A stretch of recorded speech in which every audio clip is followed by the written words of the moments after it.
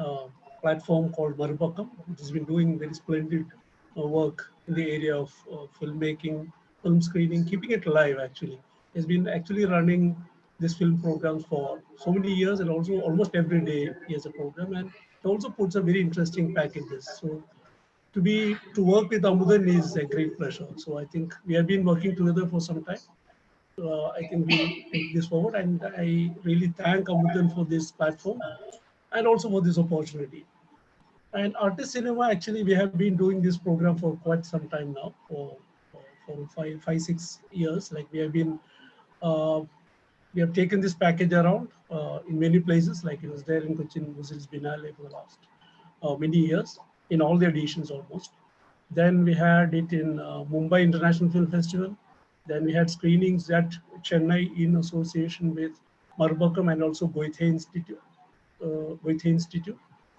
And we have been taking it around. So this is the first time that we are having it online because of this COVID situation. But it's nice to have show it online so that I think more people are watching it. Because even if it's like a 500 people watch, it's like a big, auditorium, houseful kind of, audience. So I think this is wonderful to have these films here. This package, as we said, around we planned 20 films. We have 19 films as part of this package. 9 artists, very interesting, very well-known artists from different parts of India. You have, Gigi Scaria, you have Riaz Komu, Murli Chirot, Ashish Avikundak, Subed Rajendran, Parvathi Nayar, Vipin Vijay, Ranjini Krishnan, Radha Gomudi as part of this collection of films which are showing for 1 week throughout. And we are having these discussions or interactive sessions, 3 artists a day. So this is the first day. We are having 3 artists here, like Gigi Scaria, Parvathi Nayar, and Ranjini Krishnan with us. Their films are already there. People have been watching it. And they have also put up their initial kind of, I've asked them 2 questions about all the artists, 2 questions about how you arrived at this idea of this particular film which we are showing, and also the kind of the many people, whenever I take it to festivals, people ask about these. Most of these films make very interesting formal experimentation. So also about how did these artists arrive at the present form in which we are watching it now. So most of them have responded to these questions. Very interesting take on reading it. You feel really, the different ways in which artists approach their work, how they, convert or transform experiences, images, narratives into, there's a kind of chemistry at work which works at different levels in different ways. And I think one intention of this artist cinema has been to bring, because if you have been watching, you know, uh, biennales or trinales and all kinds of art shows, galleries, visiting galleries and museums, you have been seeing a lot of video work, moving image works by a lot of artists during the last 20 years or so in India. So, but what happens is most often these works, very wonderful works, very interesting works made by artists working different kinds of media like painting or sculpture or other kinds of, different kinds of formats, are experimenting with moving images.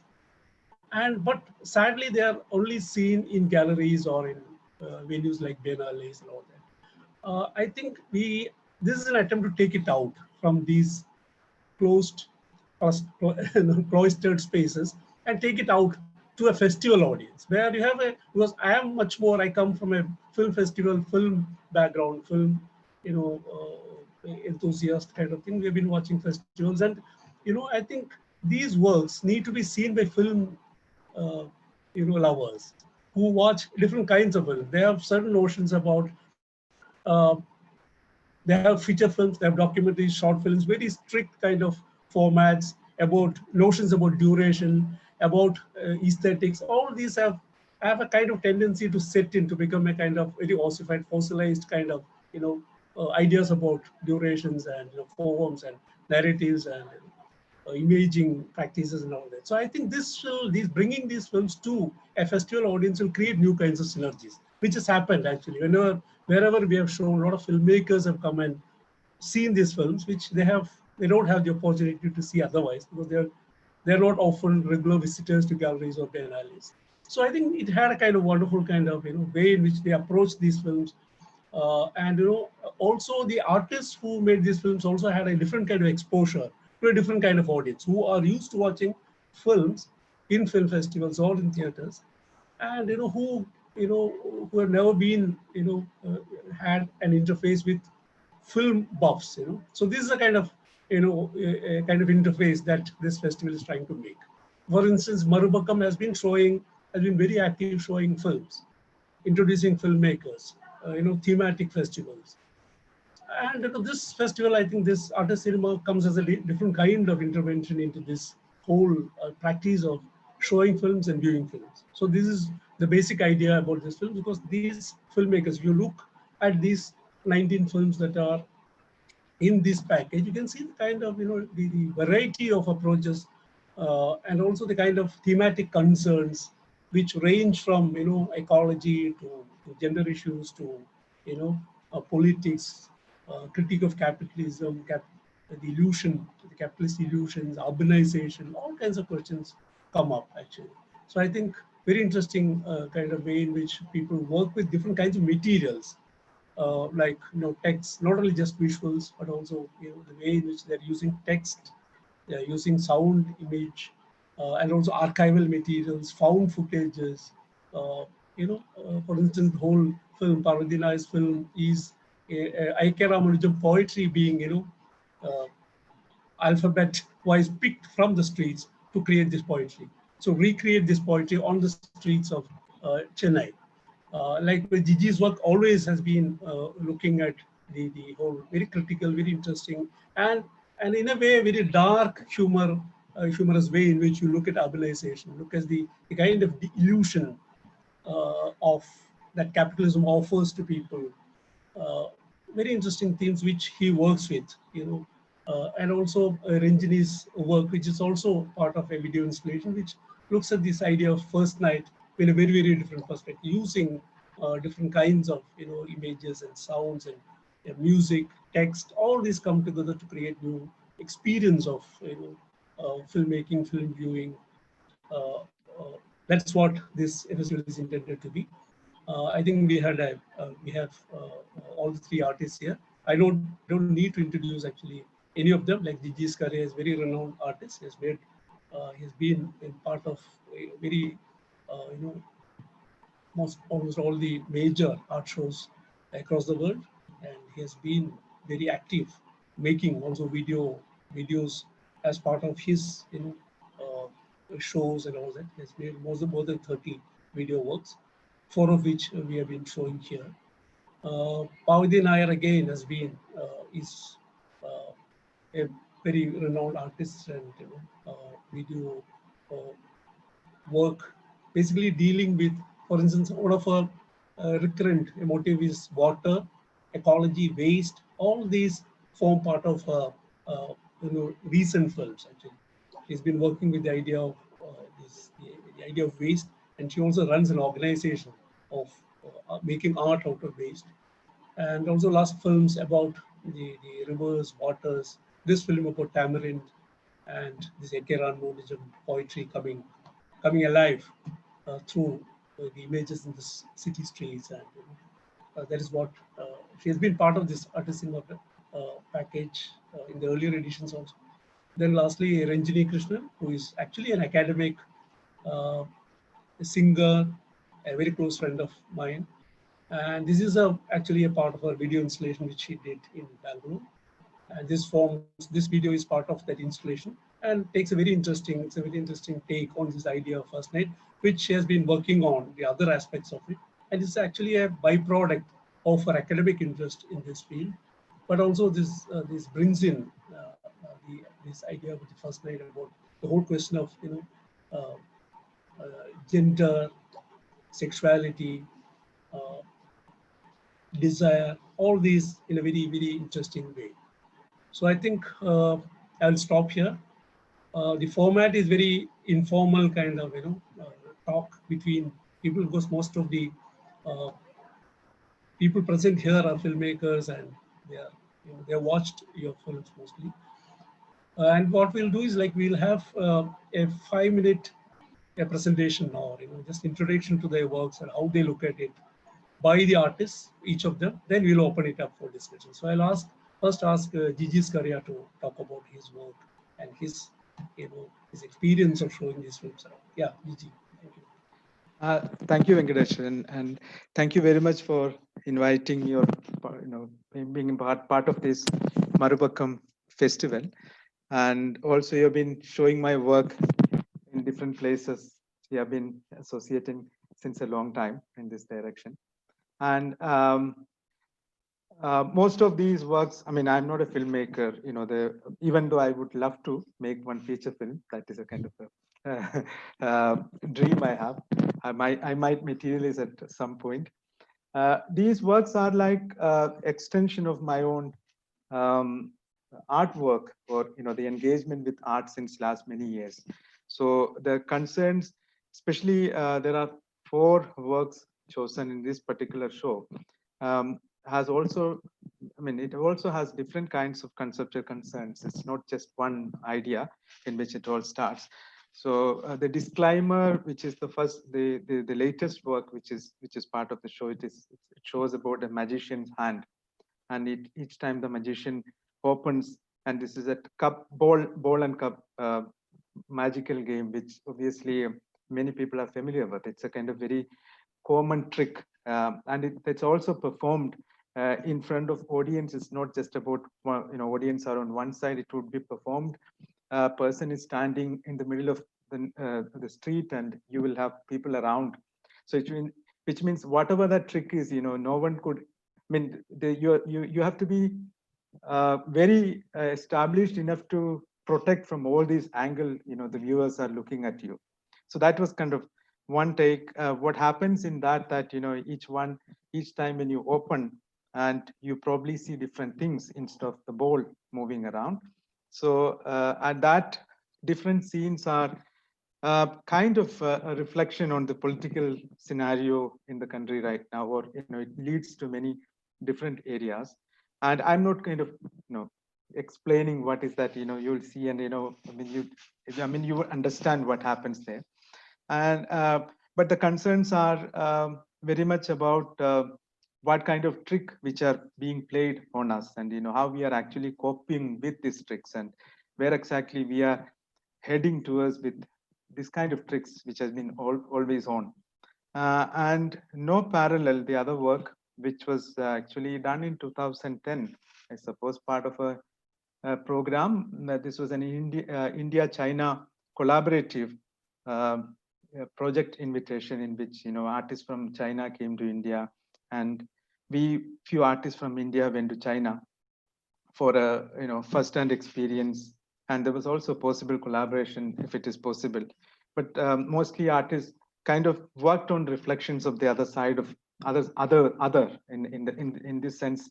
For us, the other is Chinese. So I had made many works on Gandhi in different times, so I thought maybe it would be interesting to analyze the archival images of Gandhi and Mao. Both are supposed to be the father of nations, respectively India and China.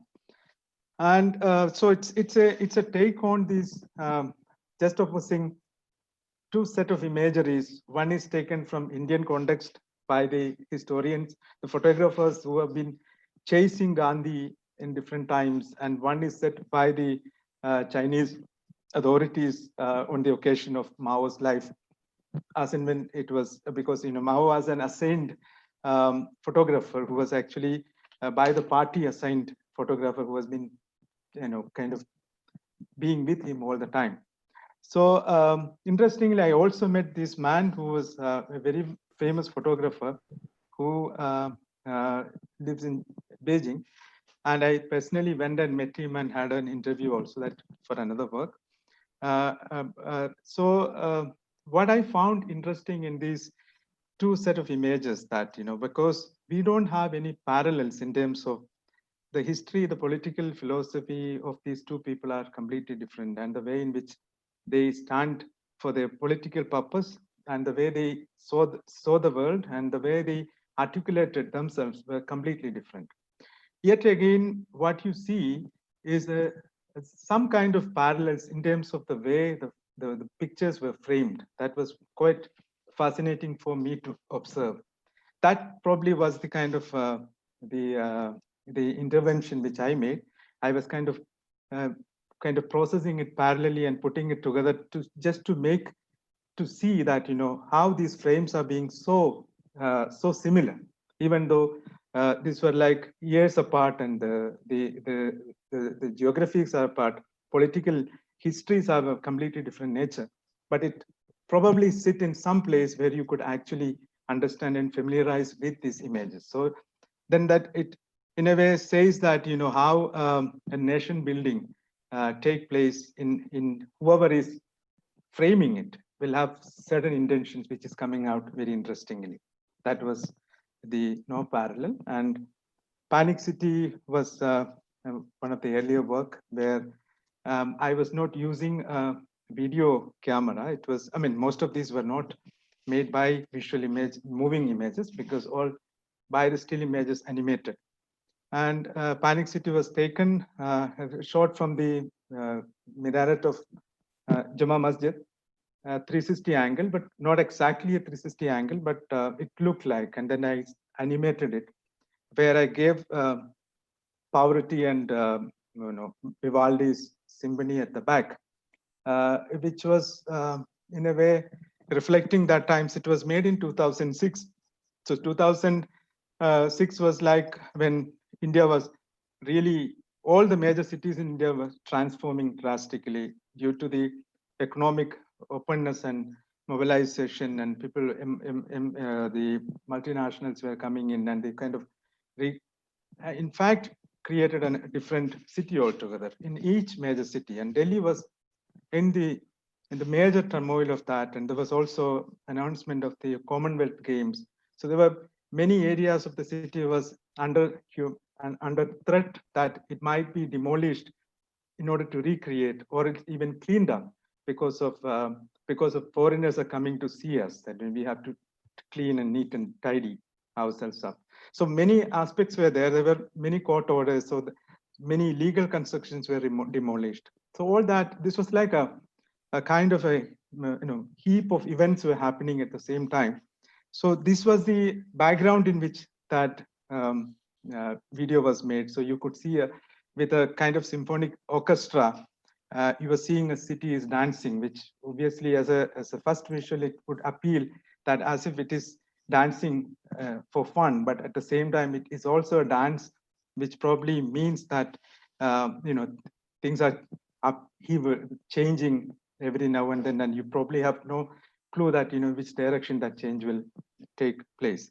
And let it be in on otherwise the last work in which a cannon was continuously shooting, and the buildings were set on top of it. It was also, in one sense, talks about, hope I'm not exceeding my time.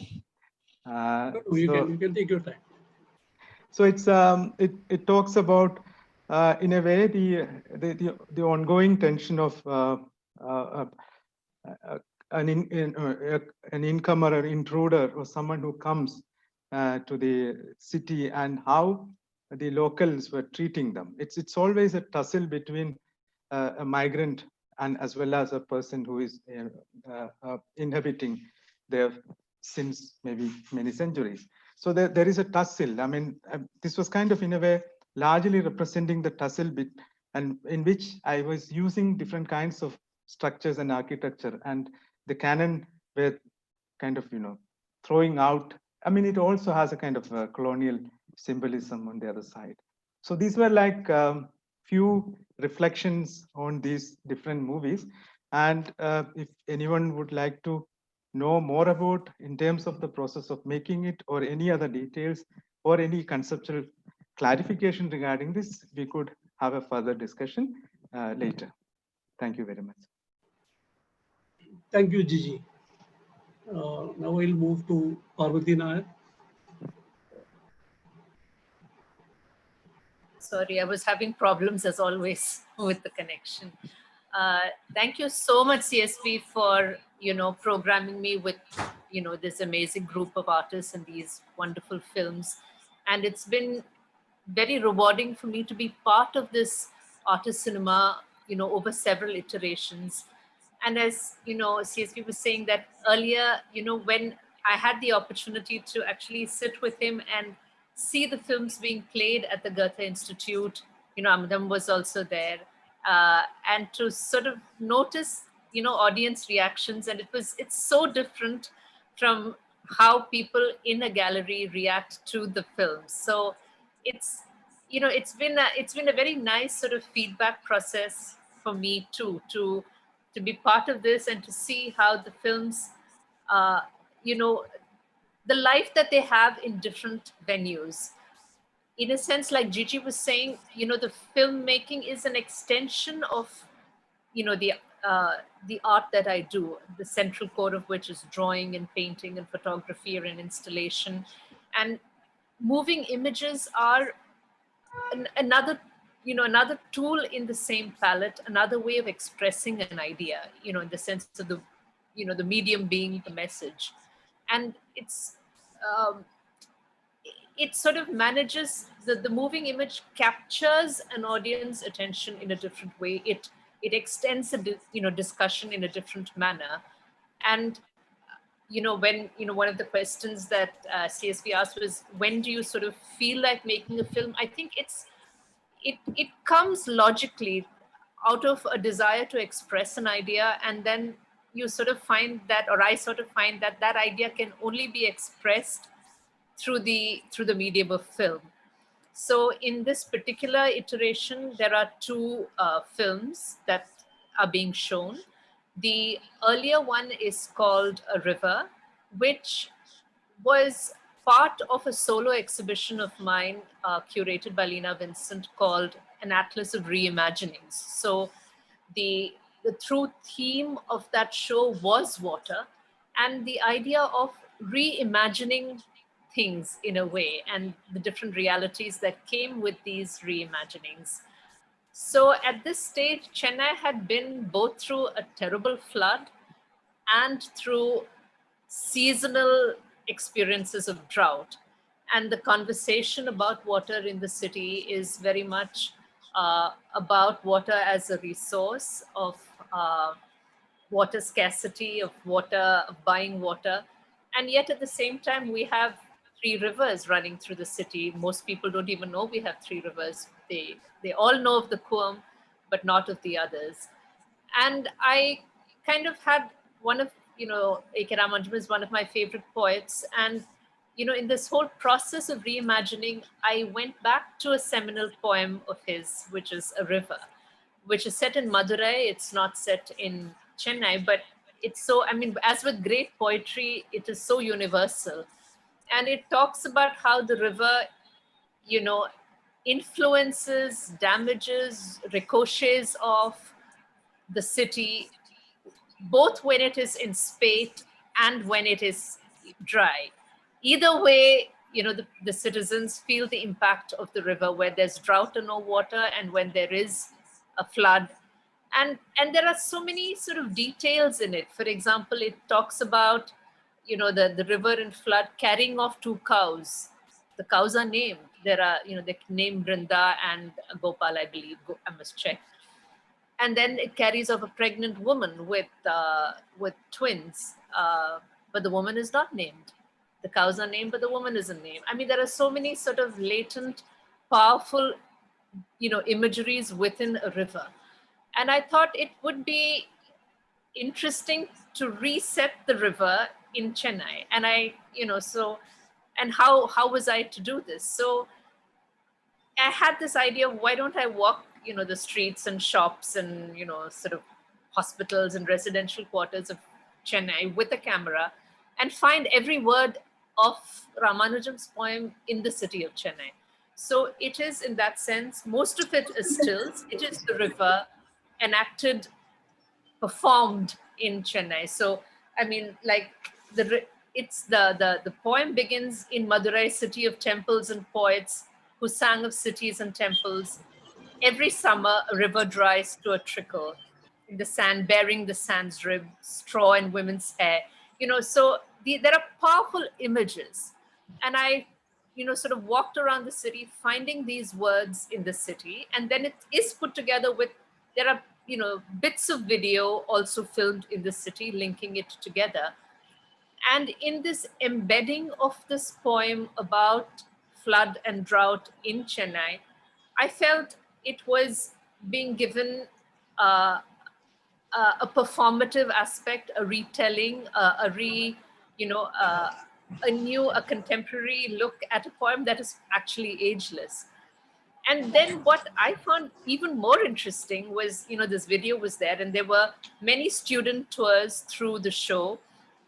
And when I was taking, I think there must have been, say, 6th and 7th standard students, as they went through it, they came and stood in front of this, and they looked at it once, and then midway through, they started chanting the poem with the film, So it was they sort of started saying, he was there for a day when they had the floods. And then they waited for the film to start and they chanted the whole thing again.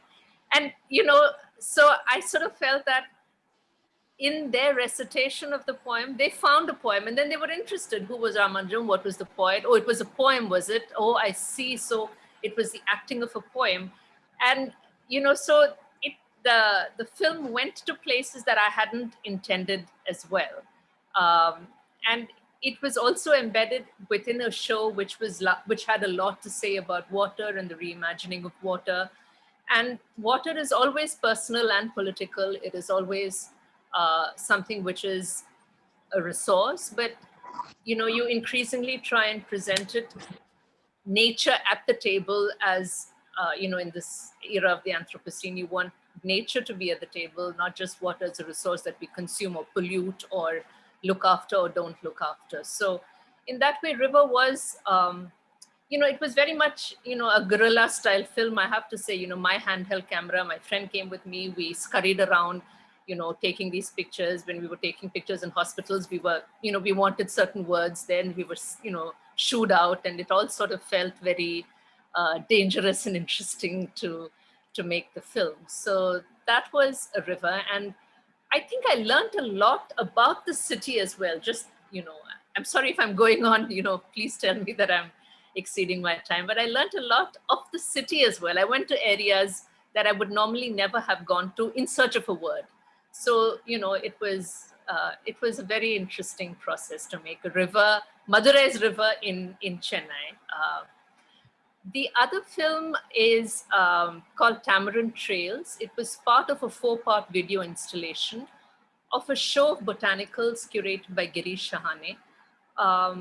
And, when Girish asked for ideas, I sort of told him that many years ago during the cyclone Varda, so again, latently water and water-related things seem to creep in everywhere.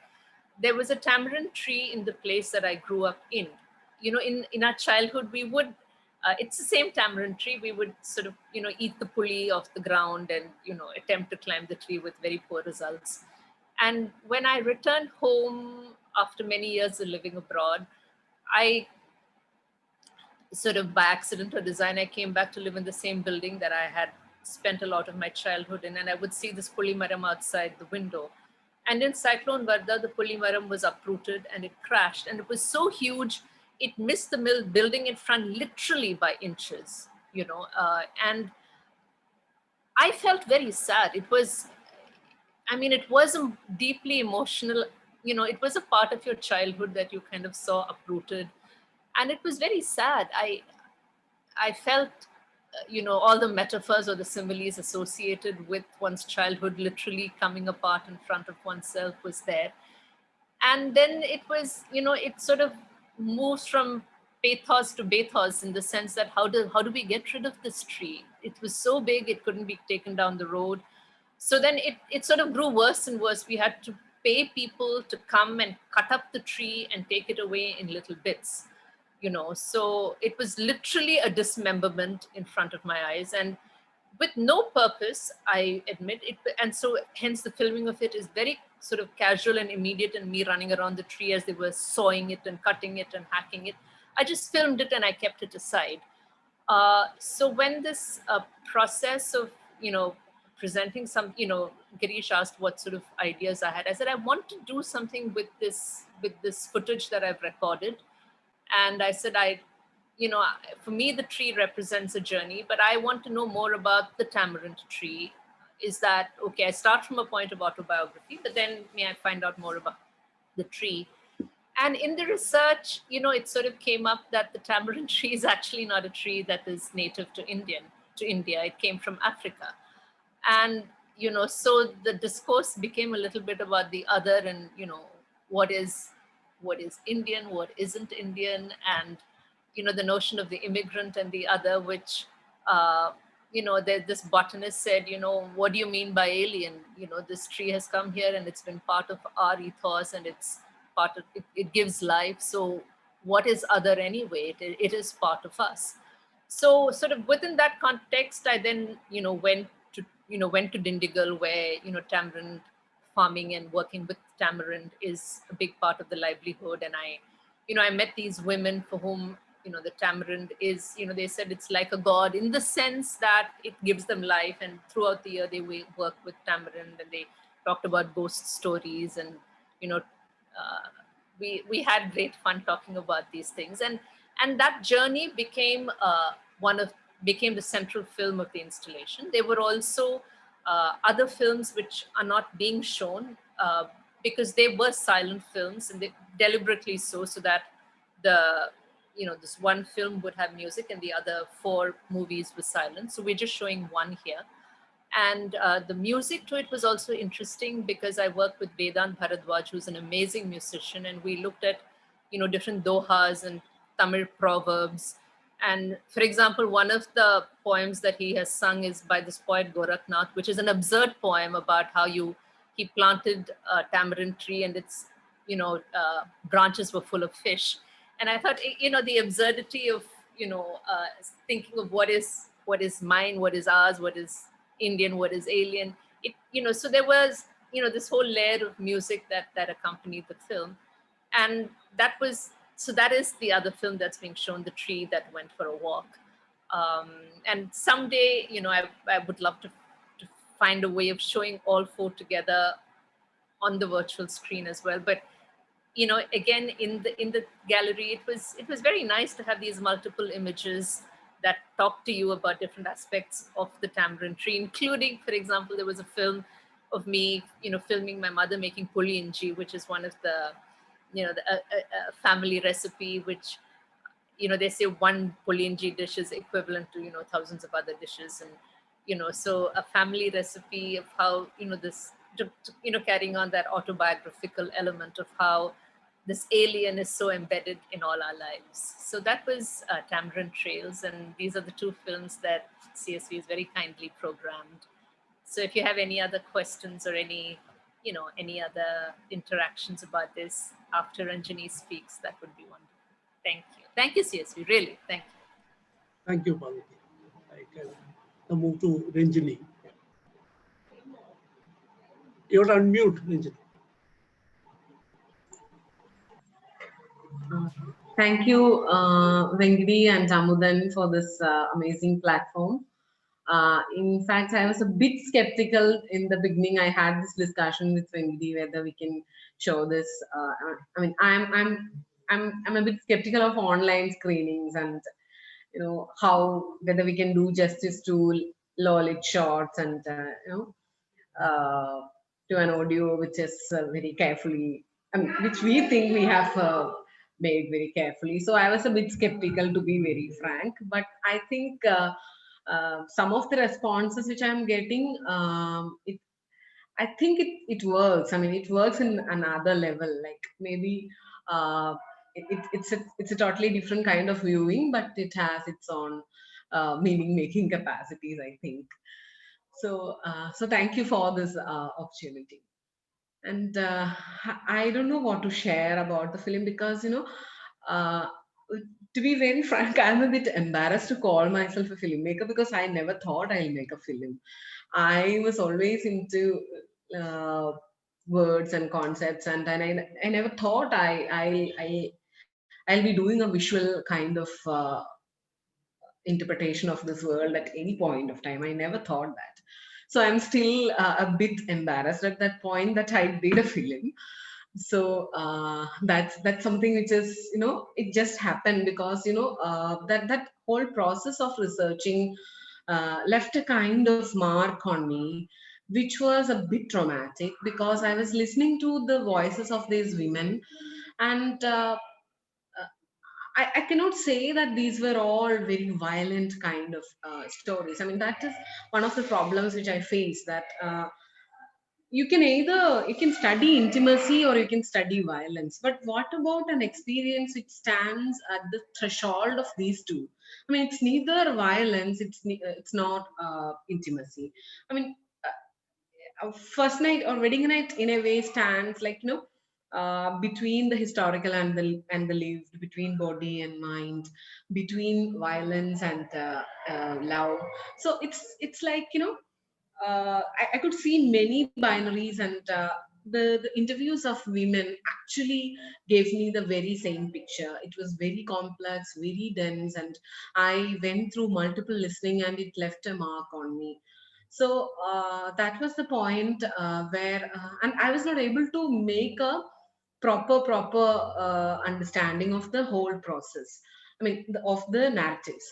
So that was the time where I felt, the whole story of Shahrazad came into this researching field, and I felt it in a way helps me to understand the experience of women, which are in a way going in different directions, but at the same time they have a kind of, a knotted kind of time space which they all inhabit.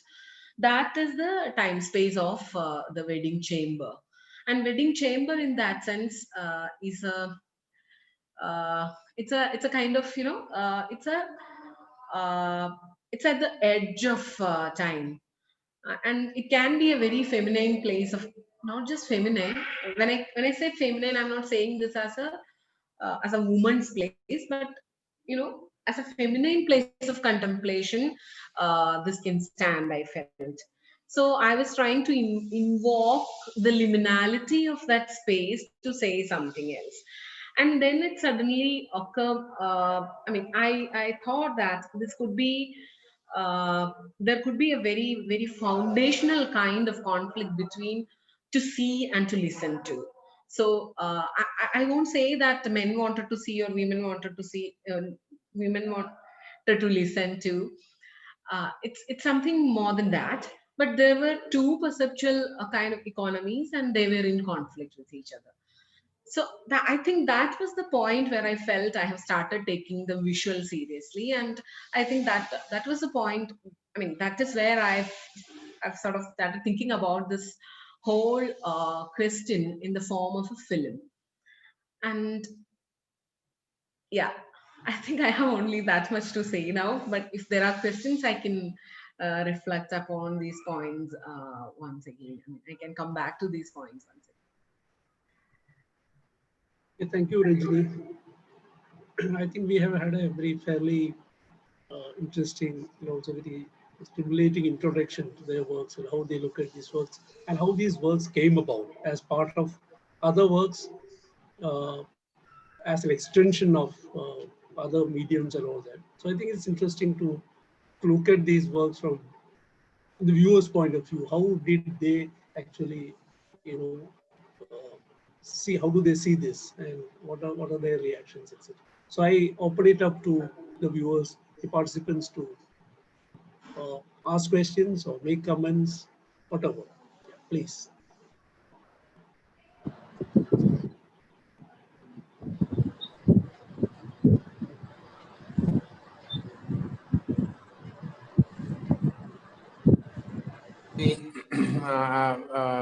Venkit, Yeah. Venkati, Yeah. we have a usual formula that we call people. So we invite people to speak. So we have friends here, like we have Mr. Kili. Maybe Yeah. he can start. Yeah, please. Kindly introduce yourself, Mr. Kili.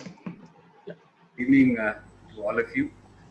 Thanks, Mr. Amudan, for inviting me for this forum. I had been with Mr. Amudan almost for the last 3 months, I think, during the pandemic period, and all the series of screenings that's been happening. I'm not a filmmaker, to be very, at the very first instance, I would like to pronounce that. I basically work for the US Library of Congress, which is in Washington, D.C., but I'm based in Delhi at the South Asian Regional Head Office. I am also assigned with the responsibility of choosing documentary films and reviewing it for the US Library of Congress.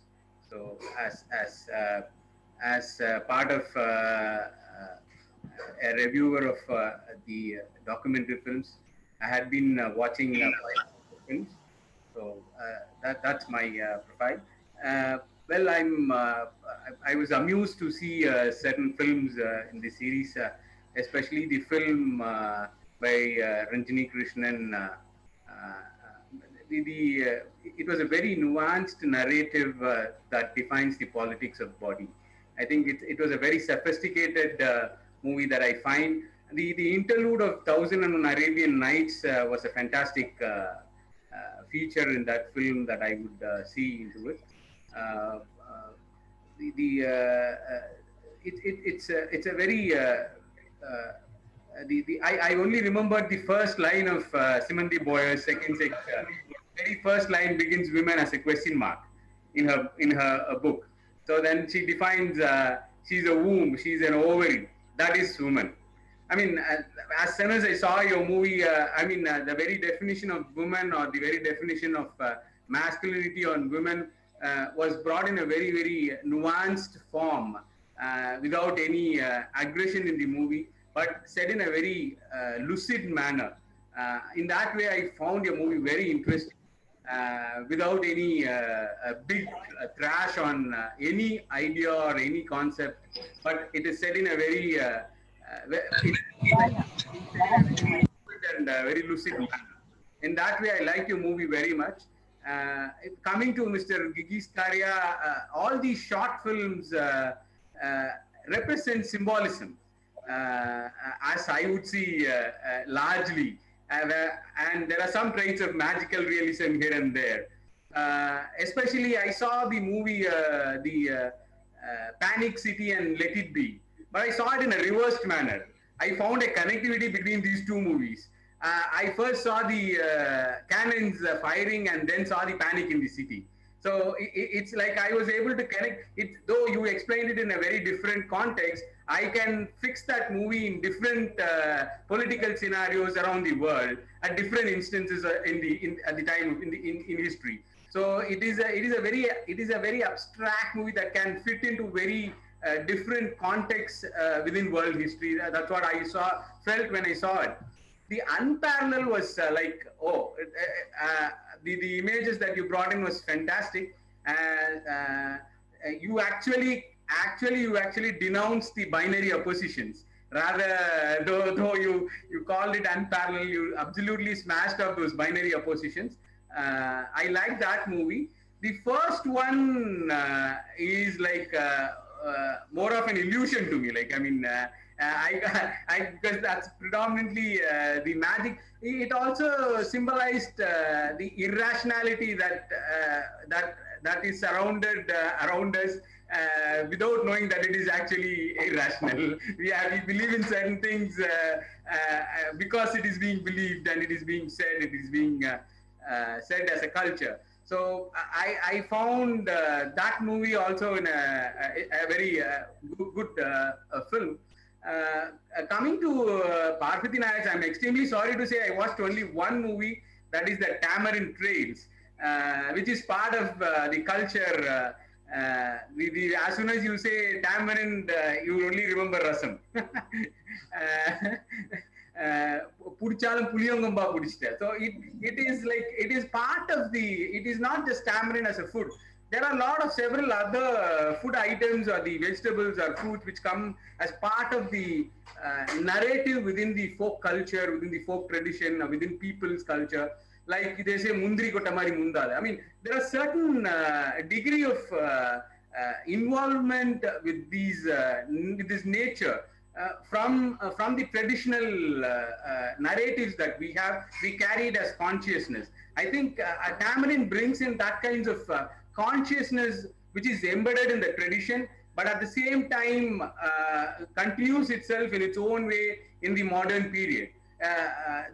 You could find, though the botanist saying that this is not an alien or something like that, but the other side, the villagers have it in a different conceptual perception of tamarind. It is part of their life. It is not a botanical species that as he would explain, but it is part of their life. It is there. It is an integral part of their life. So tamarind plays a very vital role in the communities, in every home, even in the modern period. Even today, it is found in every house. Whoever keeps rasam or sambar, without tamarind, it becomes dal. Then, so it is that taste that tamarind provides is the taste that it also provides to culture. I feel that was an excellent picturization, which is a part of a narrative of your childhood itself. So I think I found that as an interesting film. I'm extremely sorry I couldn't watch the film River, so I can't comment on it definitely. There I stop. If I have any questions, I'll come back to you in future. I'll give the space to other people. Thank you so much. Thank you. I hope you will watch River as well. Thank you. Gigi, you want to respond? Say something. You're on mute. Yeah. Thank you, Lee, for that wonderful observations of all the different movies. What I would say, I mean, is there a specific question, or I mean, it's just have to continue with whatever I could say. See, the thing, and I mean, you're talking about symbolism in the observation, and it is true. A lot of things are kind of understood very symbolically, and it's probably it's also because of the way we actually kind of conceive and internalize images, because that is the base in which all these movies were made. So it's initially, it was not like a perspective of a filmmaking. It was more about how an image is moving and how an image is kind of internalized, and then what exactly, I mean, when you consume a picture or I mean you are actually consuming an image, and then what it actually comes out of that consumption of an image. That is how probably most of these films have worked. And I mean, also another thing which I would really like to say, the disclaimer was probably, I mean, that is something which I shot with a real magician, and he was invited to the studio. Then he acted, he kind of played that magic. Then I kind of imposed other elements in it. It was kind of fitted in. And so in that sense, that was kind of purely filmed for the magician's hand and the actions. And all the other works were, none of this had anything to do with moving imagery as such. These are all made based on the still image and animation. This is what I would like to say. Yeah, thank you, Gigi. Ranjini, would you like to respond? Thank you, Kili. I am so glad to know that you liked the work, and yeah, that's it. I mean, since you had no questions. So, Venkati, if you can allow me, I'll invite Sabyasachi. Yeah, Sabyasachi Banerjee. Yeah. Please. Yes. Hi. Good evening to everyone. If it'd be nice if you can come on video, actually. I'd like to see you. Okay, just give me.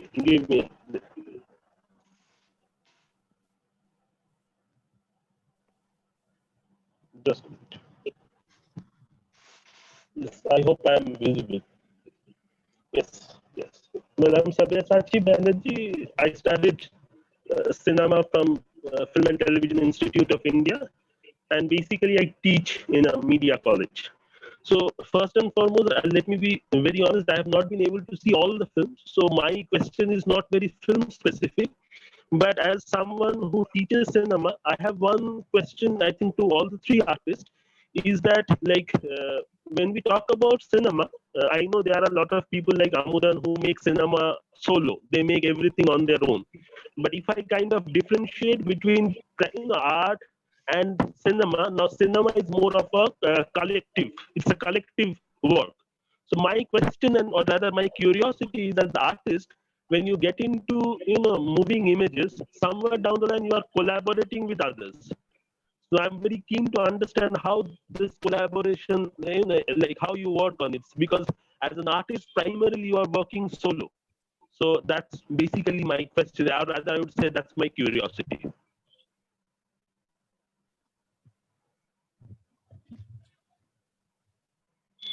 Who You're would finished? like to?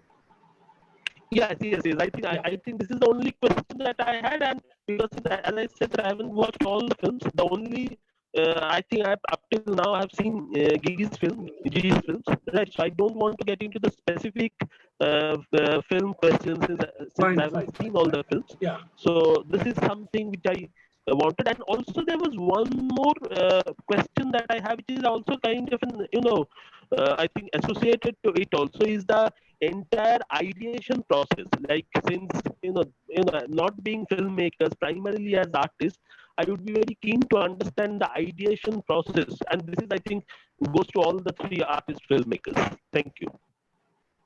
Yeah, Gigi. Yeah, it's very interesting question. Actually, how do you actually work, because you are basically a solo maker, and I do work with many people in this regard. For example, the animations were done by a technician. I'll sit with him, and I initially the major resources of the images were created by me. Then I'll sit with the animator in order to say that what exactly have to happen, because because many of these are done by After Effects animation program, which I was not able to. I mean, I'm not a master in that. So obviously, you will have to work with the person who does that. And also, there are many mediums mixed. It's not just about one one format. So you probably also have to use 3D Studio for example. Then you have to use the images, and you have to use the Photoshop. Then you also have to use the music. Then you have animation. So the components are varies. And therefore, you obviously have to connect with different technicians in order to meet your requirements.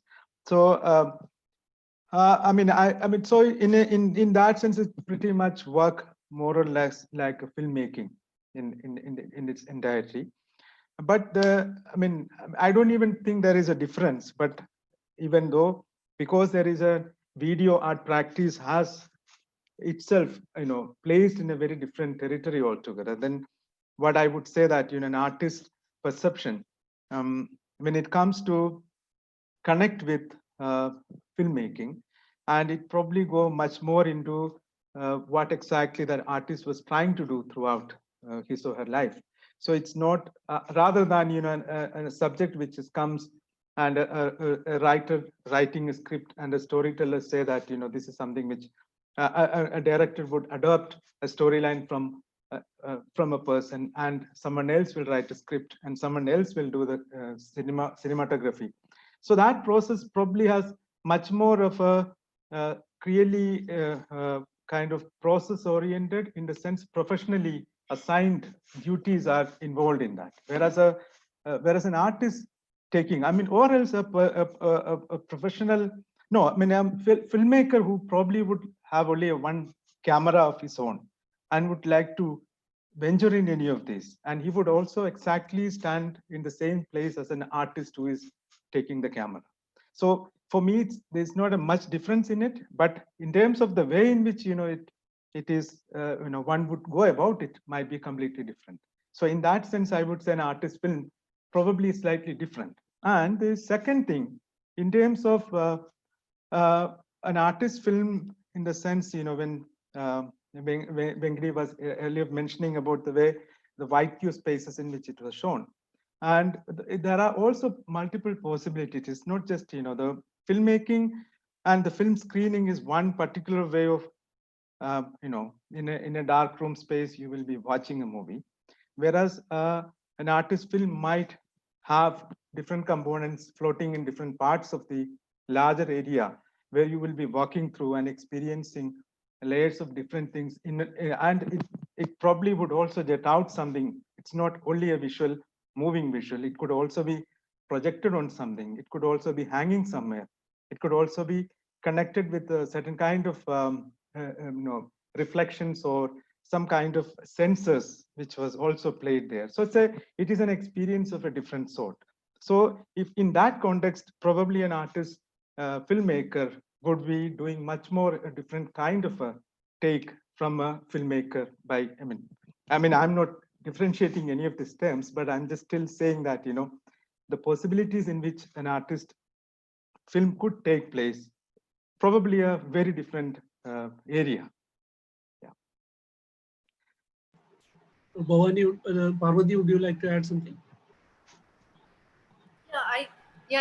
It's a very interesting question, and I think Gigi has said a lot of what what I believe as well, that there are overlaps, but it comes from a different place. It's I think the creating a movie as a movie, it is, like a piece of theater. It's intrinsically a collaborative effort where the director is, does not need to or want to be the cameraman, and there is very often another script. There are actors, there is sound. So you approach it as a collaborative effort, whereas when as an artist I'm making the film, the originary point is very much mine. It is that sense of working through an idea and then sort of working it through and saying, okay, this idea is expressed through moving pictures,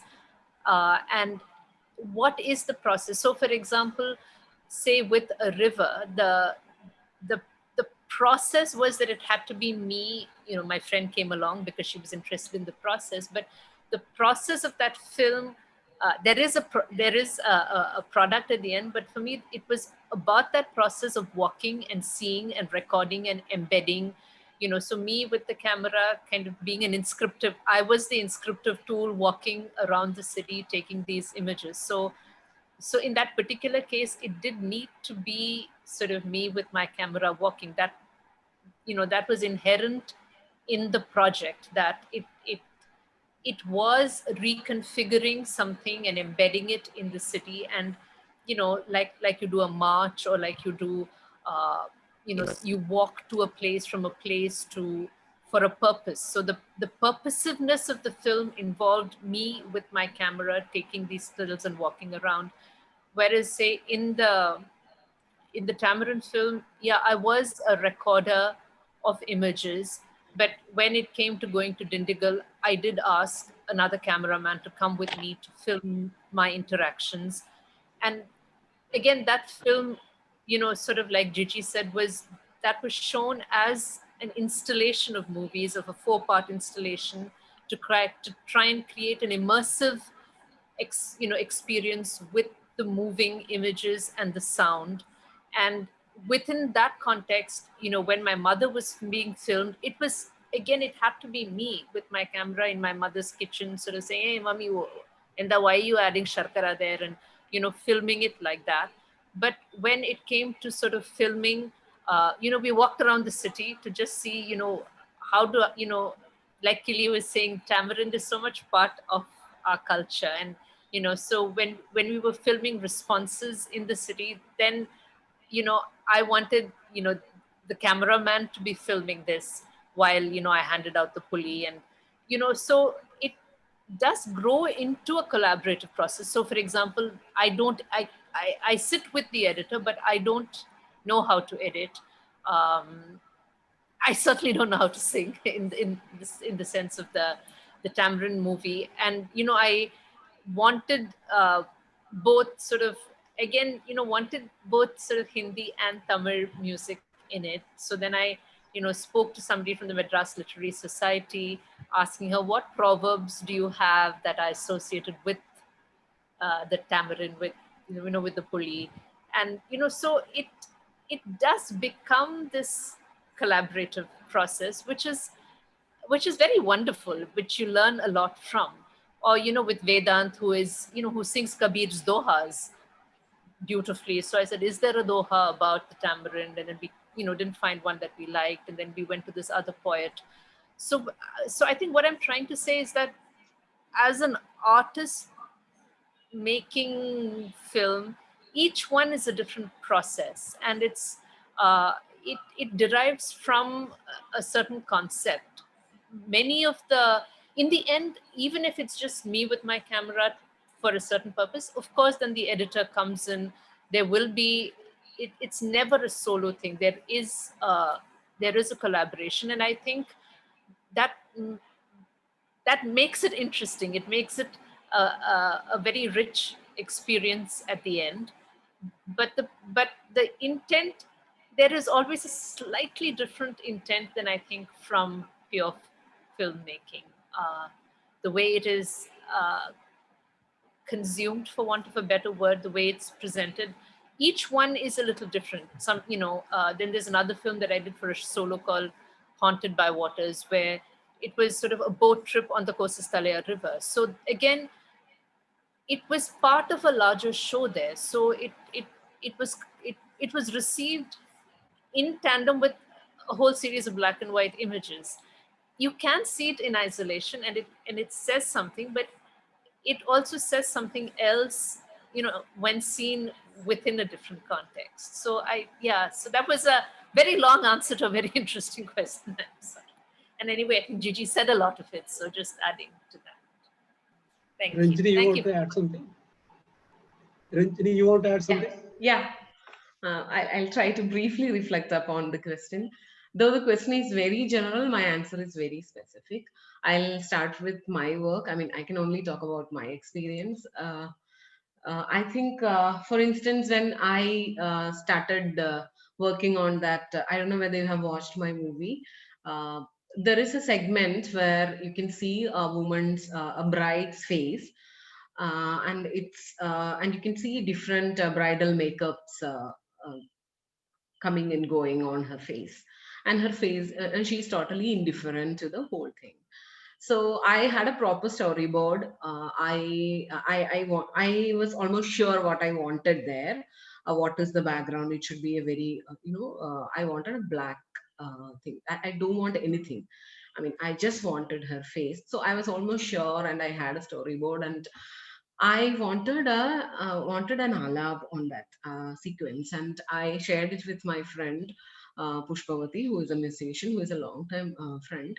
So I told her, see, I need something that would accentuate the indifference bit of it with intensity. And she was like, she said, okay, I'll try to do something in the raga Kamavarthini, which is, and its power is indifference. And I was like, okay, do whatever, but this is what I want.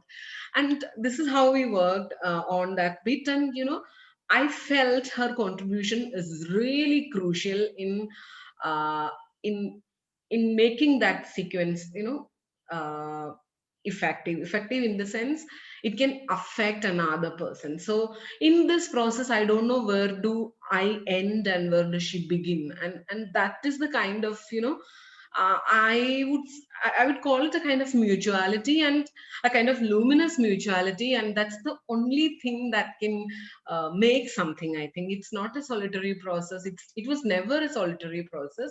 I mean, you can bring in your soul, but you need someone else to illuminate it. I mean, that's the kind of that's my idea of uh, any kind of creative process. Yeah, that's it. Yeah, thank you, Ranjini. Thank you. Thank you. Yeah, Bhavani, would you like to say something? Bhavani, you're there? Hello. Yeah. Yeah. Hi, everybody. I watched all three of the artists' work, and Gigi and Ranjini, I had seen their work before, like not all the work, but Ranjini's work I saw in BIC Bangalore, and I think I also just spoke to her briefly. Quite interesting work. I mean, it's a a good collection of works, I would like to say.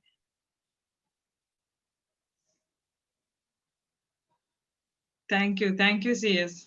Thank you. Murali?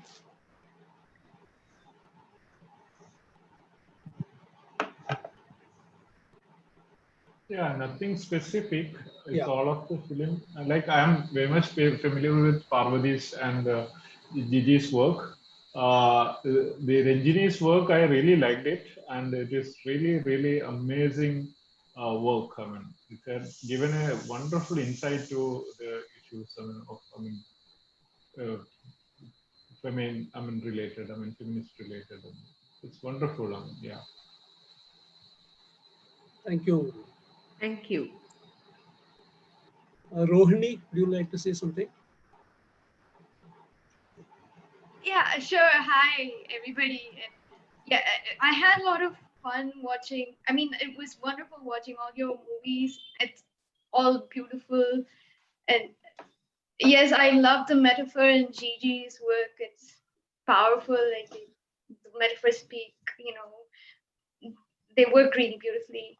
And Parvati's, like when I watched the Tamran story, it was like there's this element of fun, and then like it sort of moves to a state of poignance, and then it again, like sort of talks about the relevance of tamarind in like cuisine and beyond, like in the lives of people, the role that it plays in the lives of people that harvest tamarind. And it was beautiful. It's just beautiful how you brought all those things together. And I loved River and the way you used typography, like, street typography. And yeah, so I really loved that. And coming to Ranjini's work, it was very difficult to watch, very difficult to watch. And as you put it in the very beginning, it was traumatic to even watch it. Like traumatic mainly because strangely I could relate to most of what I watched, and like I wish it wasn't so relatable. I mean, like relatable in the sense that like there are times when like yes, like these are really extreme circumstances when these women are like unable to speak and they want to have a conversation and all that. Like, and when that whole point about conversation kept coming back, and it just sort of painfully reminded me of times when I had to shush myself, and like if somebody like me who could, so who's empowered enough and privileged enough and entitled enough to just have her own space and like claim her own space could feel that kind of, censorship. I cannot imagine like, women forced into marriage and just sort of accepting it. And yeah, it was really powerful. And like, I mean, kudos to you for just doing those interviews and, creating such amazing work. Yeah. But thank you. Thank you. Thank you for you. saying that. Thank you, Rohini. Divish, would you like to say something? Okay, Divish.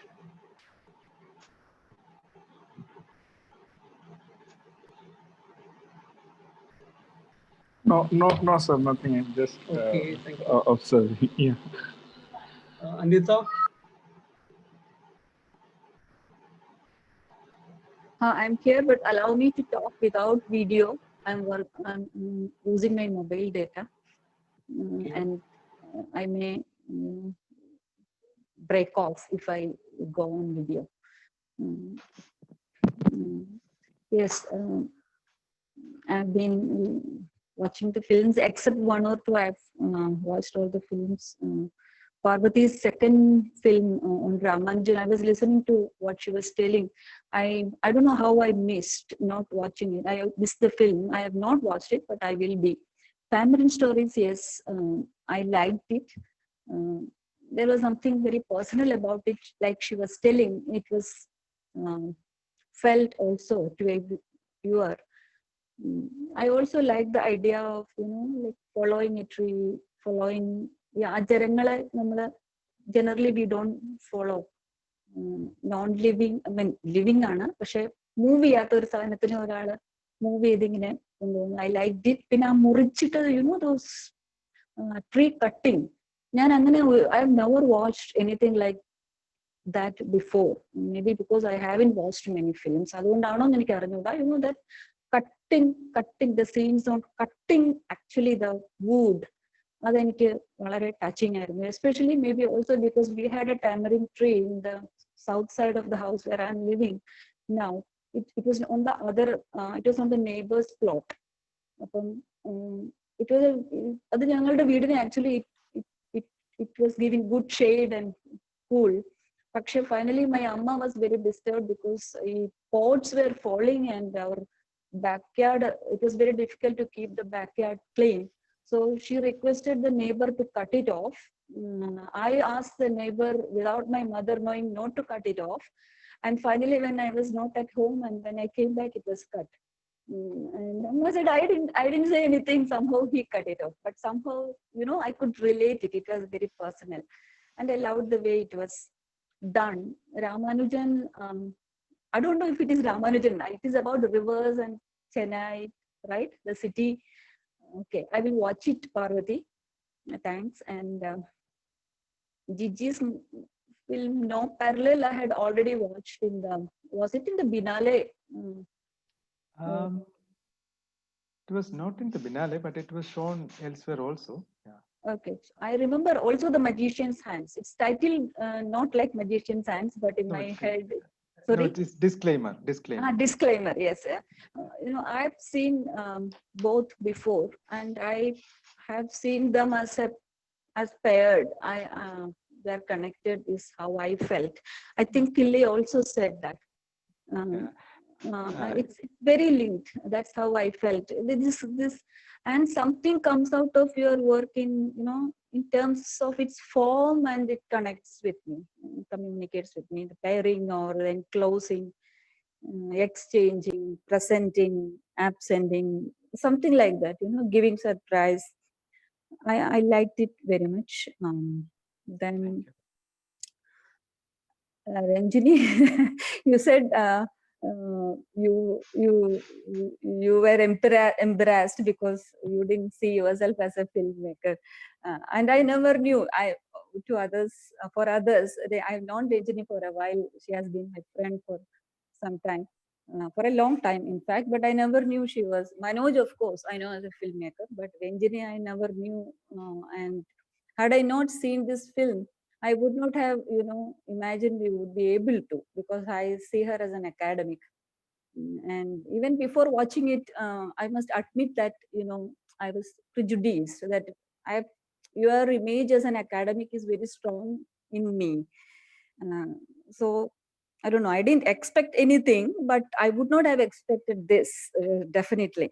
You have done it in a very nuanced way. You are not loud. It's a very difficult theme to work on, as we all know. And what you have, your language is so strong and so beautiful. That's what I like. The way you have done it. It's visually, there is nothing academic about it. Not that it's wrong to be academic, but it's very visually and artistically wonderful work indeed. I loved it, and I don't know. Did you do it originally as an academic work, and then how did you do the research? Did you have the film in your mind when you did your search? No, Anita, when I started I'll try to come on video, because I can, let me see. If I break off, I'll go back on. Give me a second. If I break off, I'll go back to my. You can see me, no? Yeah, I can see. Yeah. See, while I was doing the PhD, that doctoral project, this film was nowhere there. I mean, I had no plans to make a film out of it. It was like, I was sort of trying to exorcise the whole. It was an act of exorcism. I somehow wanted to take it off from my body, and I have a chapter called Doctors of Shahrazad, working through the narrative reconstructions of Wedding Night, where I was, I think my thesis tries to have a difficult dialogue between the historical and the lived. And the historical part is somewhat familiar to us because in our academic research, usually the archive and the, archive building around something, this is something familiar to us. And I was actually confused how to go about how to generate narratives around First Night, because there are ethical issues. There are also, the whole process can be very overwhelming, and it was overwhelming. So I was doing free association based psychoanalytic interviews, where you are just supposed to keep your recorder there and tell them that you are recording, and you just tell them that I'm working on the experience of Wedding Night and nothing more than this. So people should tell you what they feel, and it could be anything. Okay, it shouldn't be their experience, and you are not guiding that process in any way. You're not bringing in a single word. So this was the method I was following. So the interviews which I got, like the narratives, they were going in different directions, and my framework was in a way feminist psychoanalytic framework, of course Western, and it was not helping me because in that framework you can always see two men and a woman, and from the Oedipal story to like take any story, any Western classic story, you can see two men fighting for a woman, and in the process, the men lose their insight and the woman literally lose her life. So this is what is happening there. So, and what kind of women you were? What was the social background of the women you were talking to? Like I was trying to talk to. I haven't done the usual, socio. I mean, it's a bit polemic in that sense.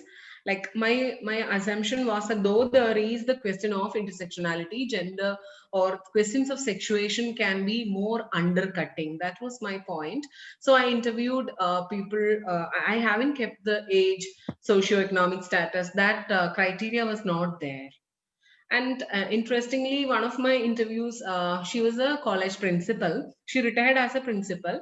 And another interview from the from an office assistant. Her husband is an auto driver.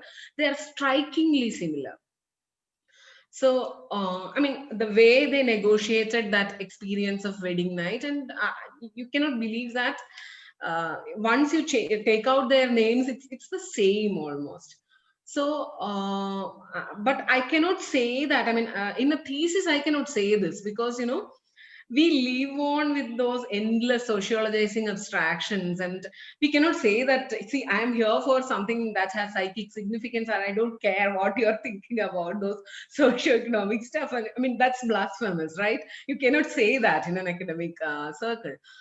So my interviews were like, I have interviewed people from different walks of life, and that's the time when I was reminded of Shahrazad's story. And interestingly, in that story, there are two women and a guy, and this is a non-European location.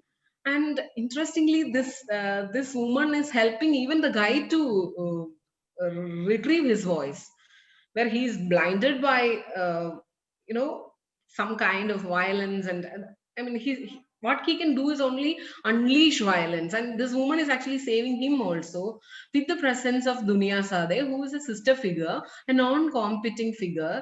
And I felt this could actually change the way we have been looking at the entire story of Western thought and psychoanalysis. So many things, at least I was inheriting in a non-problematic way. So for me, it was like, everything coming down, and I'm losing even those strong conceptual things I was holding dearly. So from there, I have started sort of rewriting it. So that's one chapter, Daughters of Shahrazad, and this work in a way is taking off from that one particular chapter. So the rest of the chapter, so I'm trying to ask certain questions in other chapters also, like what is consent, and can we understand sexual experience or sexual of the experience with a very modern legal construct like consent. I mean, you need a right bearing person there. personhood rights and these discourses. So I mean, this is another concern which I have, that you can actually, you can easily politically condemn sexual violence, but how to engage with an experience that sits at the verge of sexual violence, I still don't know. So I'm arriving at this question with the historical work, but how to address it at that point, I think we don't have many tools left with us. So that was the point where I thought this myth would help me. Thank you. Loved it. Thank you, everyone. I was just sharing my thoughts. I don't have any. Thanks, Anita. Thanks for saying that. Thank you, Anita. Alinnya Nayar, would you like to say something? That's my mother watching from another computer. So yeah, she's sort of saying little things to me. She's saying it's very interesting. So. Thank you. Anything else you would like to add? Just one question, Gigi. Like even Sabyasachi was talking about that, basically about all these films made for a different purpose, actually, as video installations, as extensions of some kind of other artwork you're doing and all that. Second thing is about the whole, the way in which you can calibrate the space of viewing, in a gallery where you have multiple projections and for instance, Ranjini is, you have a particular space which is designed like a wedding, bedroom and all that. So what happens to this moving these films when it's taken out of that context? Do you think it's radically different? How is it? How do you look at it actually? No, it depends. See, for me, I mean, I'm a very flexible artist in that sense that I would like to. I mean, there are filmmakers, those who actually wanted to be shown their work in a very particular manner. If it is not a 35 mm or not in a big screen, many people may not even want to prefer, because they say that there is a strict difference between a video viewing experience and a film viewing experience. They don't want to compromise on that. But for me, it's actually a very flexible arena. And also, when you conceive something like this, if it is, for example, the No Parallel was made initially in it was played in 2 screens separately with 2 DVDs.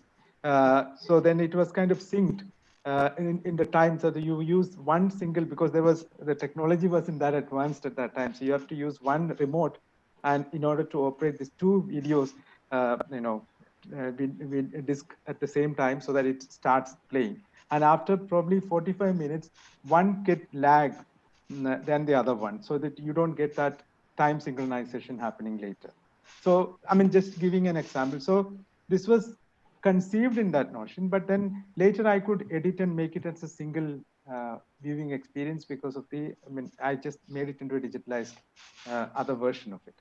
So, so you probably will cope up with these different situations in each time. And therefore, you also probably make your own, you probably the experiences which you probably have not had before, you will kind of try to incorporate that as well. So, and it's a certain things, that I was just kind of noting down what Ranjini was mentioning earlier, that, you bring your soul and someone else to illuminate it. So I really like that word, in the sense that it's not always, you probably have your soul always, but there are so many people can illuminate your soul in different directions in different times. So I think all that experiences, and even at times certain spaces, would rethink the way you wanted to show it. So that also a part of it. And certain times it can also fail, completely collapse, because you probably think of recreating a situation where you kind of project your film. Sometimes it may not work. So it also, we don't know exactly which aesthetic experience would actually compromise or complement the kind of things you are trying to play out in different times. So I would say it, it's I'm not saying it's an accidental thing, but you probably can be very strong about how you want to show it, but it can also completely collapse when it actually takes place. So keeping that in mind, you would have all the options open in order to see, how it can be viewed differently, and people would have different experience in terms of where they have actually seen this work. So in that particular aspects, I don't see that, these are out of context placed. And at the same time, there is also an intention that it could be viewed as a single separate entity, that people could somehow convey some kind of a message through this. Yeah, thank you, Gigi. I think that is what I wanted to ask about this immobile spectator.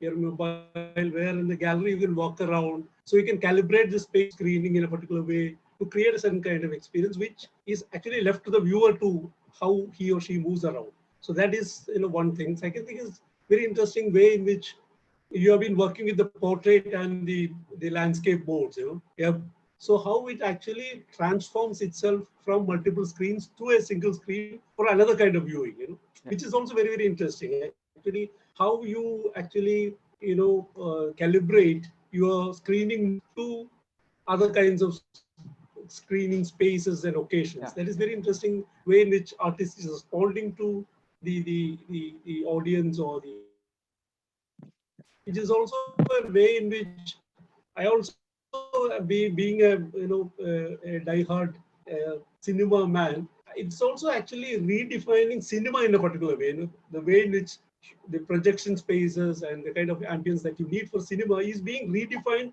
by all these experimentations that are happening around it, which is also very, very. But it's very difficult for the film to convince a filmmaker by this argument. I know, yeah. Yeah, Parvathi, would you like to say something? Add something? Yeah, no, I mean, I was so struck by what you said about duration, CSV, about, that when you show it within a gallery, there is a duration, but you don't have a captive audience. You can loop it and but you can also loop it, and they can sit and see the same thing over and over again. So you have both those experiences. Somebody saying that struck me, I want to see it 5 times over and then decide. Whereas in a screening, I mean, in this particular, in Marupakkam, it's again different, right? I mean, it's online, they can come and see it, they can go and see something else, come back and see it.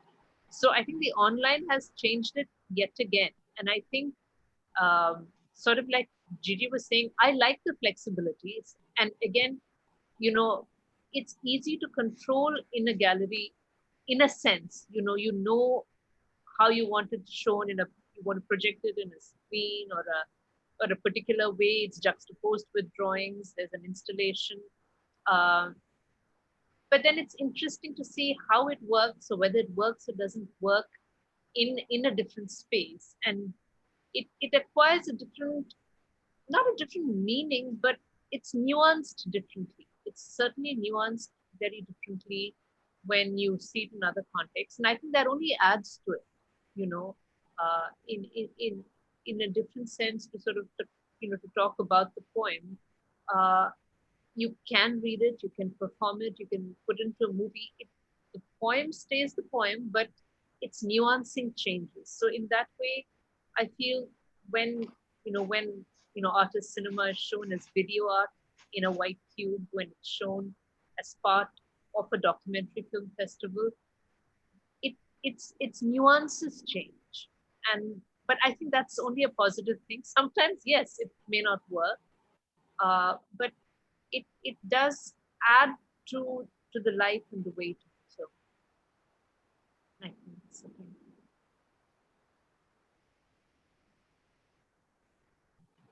Ranjini, would you like to add something? Not really. That's it. Okay, I think Amudan, anything to add?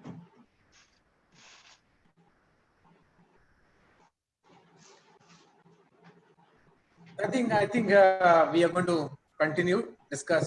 We are going to have a discussion tomorrow also, and continue. And as it was mentioned in the discussion, the whole experience of watching films now is a kind of a marriage of art gallery and film screen, cinema theater now. As Parvathi said, now people can watch like a cinema. People you can watch as an art gallery. The online film screening has become, has taken both the worlds, I think. People can go back to the film, watch again, replay, pause, and that is also there. The whole viewing experience is completely different now, where we are not passive now. In the cinema hall, because I'm not saying we are physically passive. I'm not saying mentally we may not be passive, but physically we are passive. But here we can also be playing back and coming back, and that's one. The whole. So now during the discussion, I'm suddenly getting new thoughts, because we have always shown documentaries essentially made for cinema halls. So we are bringing that whole film series into online film screening. Now we have these films made for art galleries, shown in a film screening, essentially for designed for documentary films. So it's a kind of a whole film viewing experience is also going to be different now, and it will also affect the way we will make films hereafter. I think maybe Venkit will agree or disagree. I think that if we start making films essentially for online film viewing, then the whole filmmaking is going to, I think, is going to expand, and we will have all possibilities of, like, if you remember in the curator's note, you had mentioned, Venkati has mentioned one word, that not necessarily giving meaning or telling some stories to films, if I'm not wrong. So I like that idea, because that's whole that is the whole interesting idea, I think. That the pressure of the pressure of trying to say something through the film, communicate something through the film. And I think this whole online film viewing and film screening will liberate filmmakers from the pressure of that we should say something through the films. That's what I think. From this discussion, I'm getting this new ideas. I just want to add a small thing that we haven't said, that, CSPU and Amudan putting together these as artist cinema in itself is a very interesting curation. And I think that itself has kind of created a different space in which to see. So, yeah.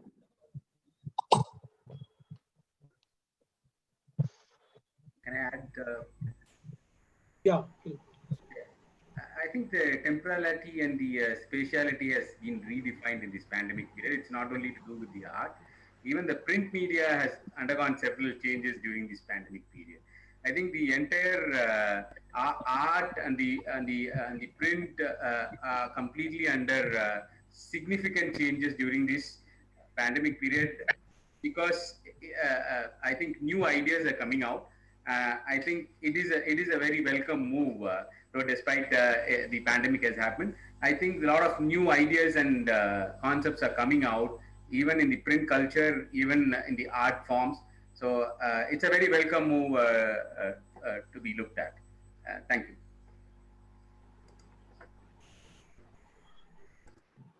Okay, thank you, Kili. I think we can, we can wind up. Yeah, wind up for the day. So thank you, Gigi, Ranjini, Parvathi, Murali, Amudan, Kili, all of you who have been here for this. It was a very wonderful discussion. I think we had a very fruitful and very stimulating kind of ideas about. I think it's also, these kinds of discussions also help not a curator, somebody who compiles films, to actually look at various ways in which you can, how you can actually mix these films for different kinds of audiences and on different kinds of platforms. I think that's very interesting. So thank you for, giving the films for screening and also being part of this. Thank you very much. Thank you very much. Thank you. Thank And you. Thank you. Tomorrow we have. Thank you, Gigi. Thank you, Parvathi. Yeah. Tomorrow we have we continue this second session tomorrow. We have Riaz Komu, Vipin Vijay, and Ashish Avikundak as the participant artists. So be here tomorrow 6 p.m. Thank you. Thank you. I've recorded this interaction. I've recorded this interaction. I will upload it in half an hour on the YouTube. Okay. Thank you. Thank you all. Thank you. Thank you. Thank you. Bye. Bye. Bye. Bye. Bye. Bye.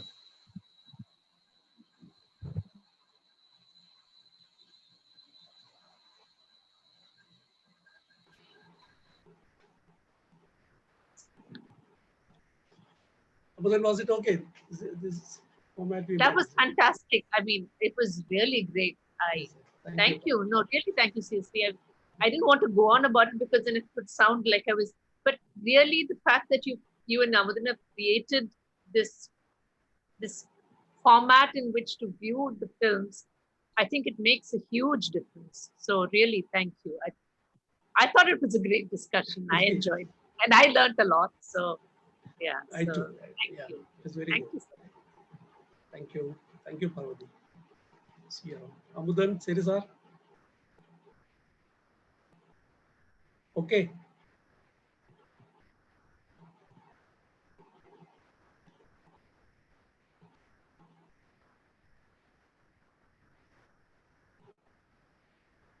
Amudan, you got stuck, is it? Okay.